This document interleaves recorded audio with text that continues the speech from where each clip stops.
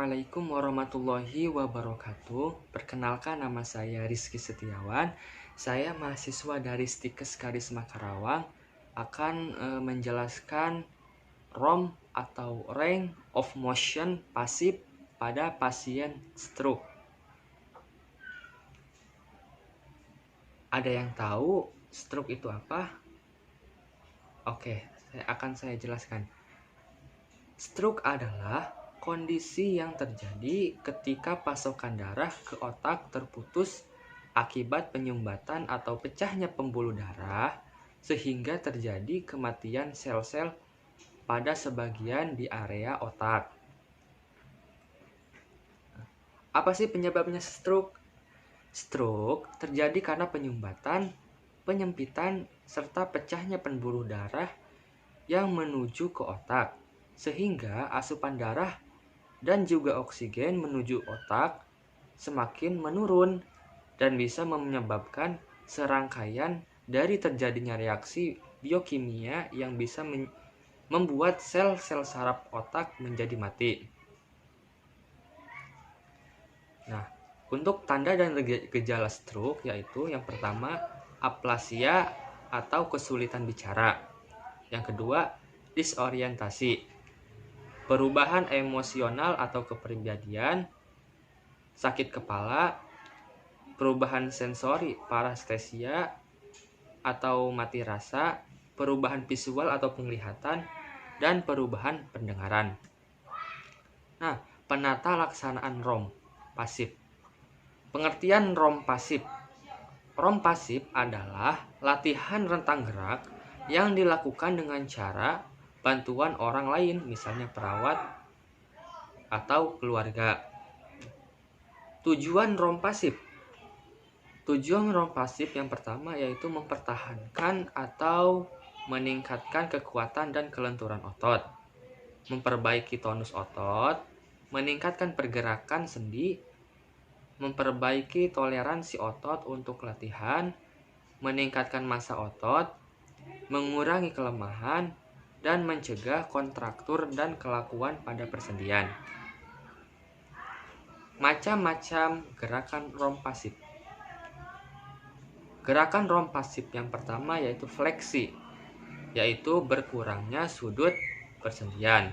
Yang kedua, ekstensi, yaitu bertambahnya sudut persendian. Selanjutnya, hiperekstensi, yaitu ekstensi lebih lanjut.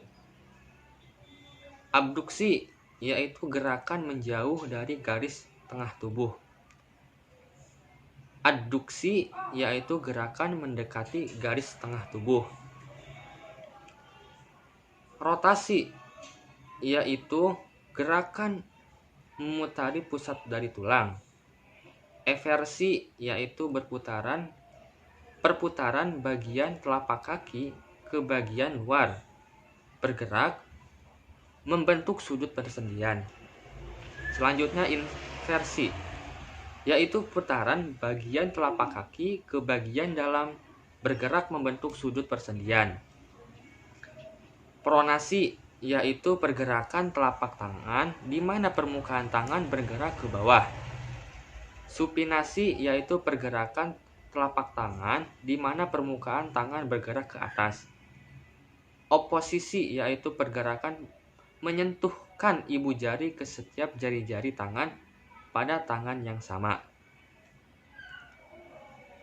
Adapun gerakan-gerakannya yaitu kita bisa lihat di video berikut ini. Range of motion exercises for the upper limb. For the shoulder joint, support the weaker arm with one hand under the elbow and the other hand under the wrist. Lift the arm forwards and upwards towards the patient's head as far as you can. Hold for 20 seconds. Remember not to pull the arm or force a stiff joint. Always watch for pain. Next, with the same hand positions, bring the arm outwards away from the patient's body. Hold for 20 seconds.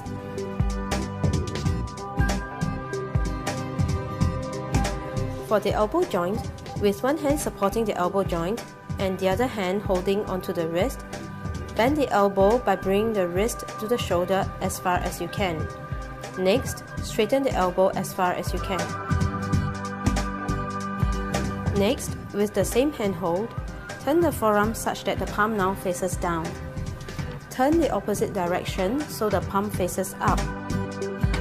For the wrist, support the part of the forearm close to the wrist with one hand and the other hand with your other hand. Bend the wrist forwards as far as you can.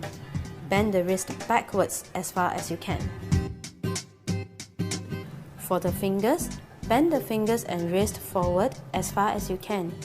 Next, straighten and stretch the fingers and wrist backwards as far as you can. Remember to stabilize the wrist joint.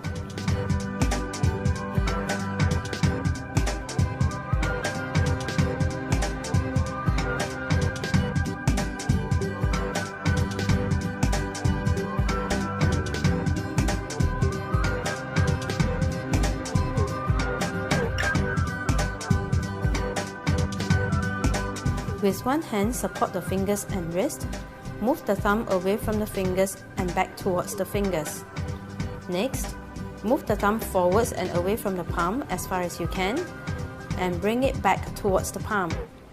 Next, bring the thumb forwards and round to touch the base of the fifth finger and back to its original position.